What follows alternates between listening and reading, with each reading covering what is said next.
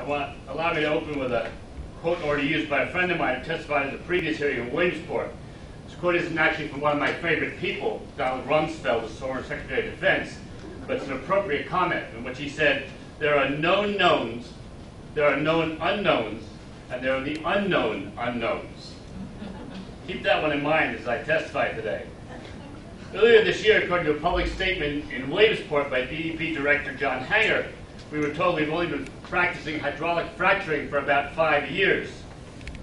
This is, of course, completely contrary to the industry statements, which claim such an incredibly long, and as they've stated, incredibly safe history of fracturing that I have sometimes wondered if the bright star that brought throngs to the manger of Jesus might not have been a flaring operation instead.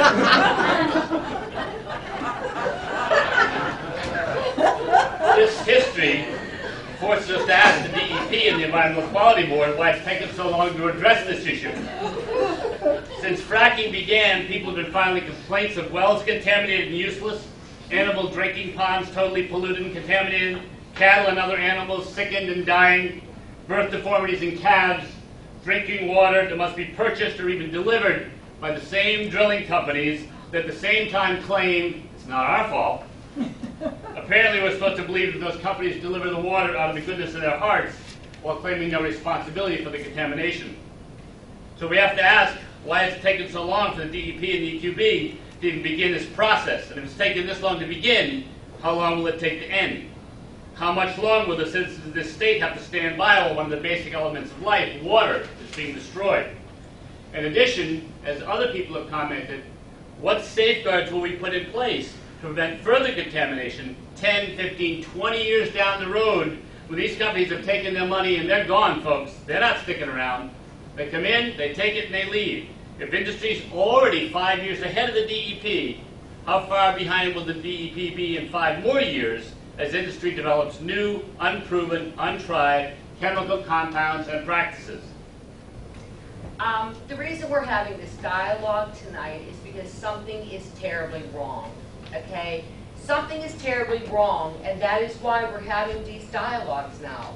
But what I can't understand is why these organizations didn't come to the people and go, hey, guess what? These drillers want to come to Pennsylvania, and we're not sure if this is safe. What do you guys think? All right? I'm a little confused as to why after they're in everyone's backyard, they've infiltrated our forests, they have already destroyed water sources, why now we have to beg to be heard? We live here. This is where we live. This is the water we drink. It is my understanding from attending many, many different meetings, from accessing the internet, it is the age of technology, that these synthetic chemicals cannot be removed from the water source. I don't understand one thing. We want to say, well, they'll clean it up, or we're going to make them responsible to restore. Restore what? It cannot be restored. These are man-made problems. They do not have the technology in place that can guarantee you another accident. You cannot buy anything that you will say, I don't want to guarantee. I'll buy that TV, I'll buy that car, I'll buy anything, I don't need a guarantee. Well, your drinking water, you better want a guarantee, because you can't live without it. And once these synthetic chemicals go into your ground, you cannot control water. That cannot be controlled. It's a resource that will flow to where it flows into streams, rivers, aquifers, wherever. Should occur. The current rule under the Pennsylvania Oil and Gas Act, allowing drilling to occur a mere 200 feet from a home, is a recipe for disaster, and that portion of the Gas Act must be amended. Commenting on the Clearfield blowout of June 4, 2010, our own DEP Secretary John Hanger said, and I quote, "The event at the well site could have been a catastrophic incident that endangered life and property. This is not a minor accident, but a serious incident." End quote. Pitt professor and director of University of Pittsburgh Center for Healthy Environments and Communities, Dr. Conrad Dan Stoltz, commenting on the same event, said that a similar blow-up in an urban area setting, like Pittsburgh's Lincoln Place, and I quote, would have forced the evacuation of 5,000 people and at least 7 schools, end quote. The proposed changes provide clear requirements for the proper installation and testing of blowout equipment. We assume these changes, when properly enforced, will prevent disasters such as the blowouts that have recently occurred here in Clearfield County in Indiana Township. Safe drinking water is the most critical concern of natural gas well drilling, especially the hydraulic fracturing in Marcellus shale. The Natural Resources Defense Council cites that DEP PA groundwater contamination was due to insufficient or improper cement casings in up to 6 natural gas wells drilled in that area. On Friday, the residents of Rich Hill Road witnessed firsthand the hazardous nature of gas and oil wells. During routine maintenance by trained professionals, 2 men died. The incident, while in a wooded area, demonstrated how lethal the gas well can be. To my knowledge, the local municipality and the Allegheny County Emergency Management Team were extremely challenged by the incident. The fact that professionals had to be flown in from Texas to handle the shutdown of the burning well proves that the state of Pennsylvania may not be prepared for the onslaught of gas and oil well drilling. Gas and oil drilling is a hazardous commercial business that has demonstrated to me personally little regard for the public safety and concern.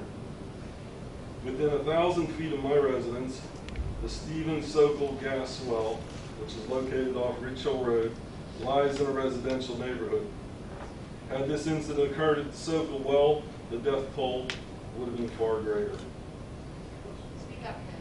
That's ridiculous to set a $25,000 blanket bond on all the wells the company drills. That's incredible. That's not enough money to do a 100-yard driveway. You couldn't. That's ridiculous. And what happens when one of these companies goes bankrupt?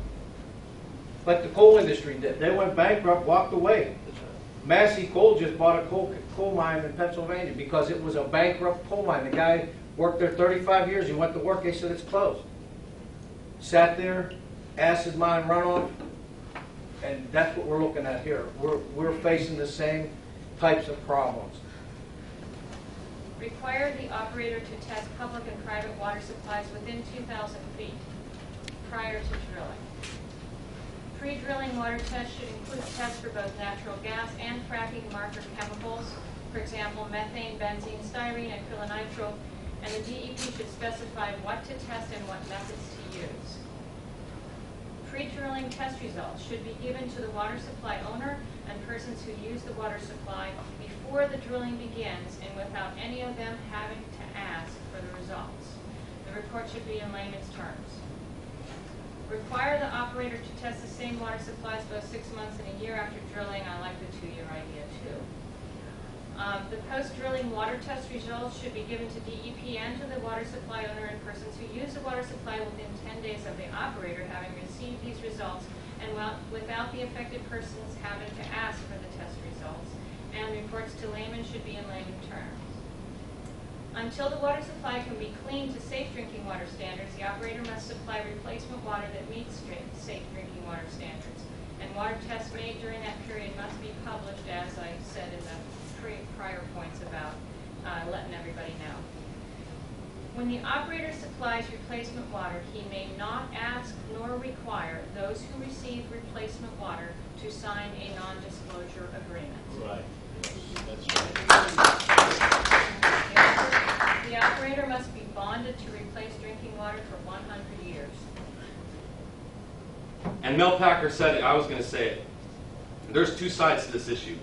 There's no fence. There's no responsible drilling. I'm sorry. I stayed up all night last night because I found out the Marcellus Shale Coalition is having a big conference on October 1st, and I'm going to be there with Tom Ridge, Honorado, Corbett, all the governor candidates, and all the CEOs and big investors are going to wine and dine them. And if you haven't looked up the corruption, follow the money, right?